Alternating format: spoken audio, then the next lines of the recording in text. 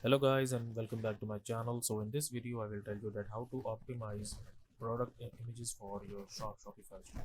So what is image optimization? So image optimization is basically reducing the size. Okay, so your page basically loads fast. Okay, and getting your product images and decorative images to rank on Google and other image search engines. Okay, so there are like few steps.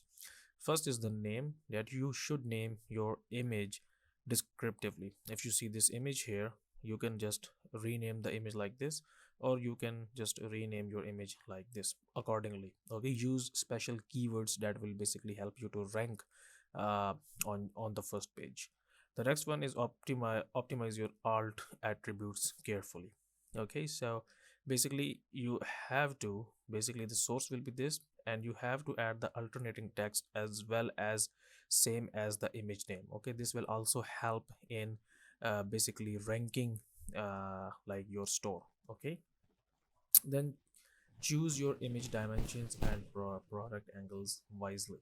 Okay, so it's common practice to show multiple angles of your product. Going back to the Ford Mustang example, you wouldn't want to show just one shot of the car, especially if you're trying to sell it. It will be best to interest you of like different angles. Okay, so it's basically saying that like take the pictures from different angles of the product and upload it. Reduce the file size of your image. Okay, basically just you can basically go and you can just find any online basically site which can basically help you to reduce the size. Okay, and then choose the right file type. Okay, so the image is JPEG at 30 kbs, GIF is 35 kb, and the PNG is at 30 kb, and the PNG is 24 at 107 kb. Okay, so I think that the PNG will looks good.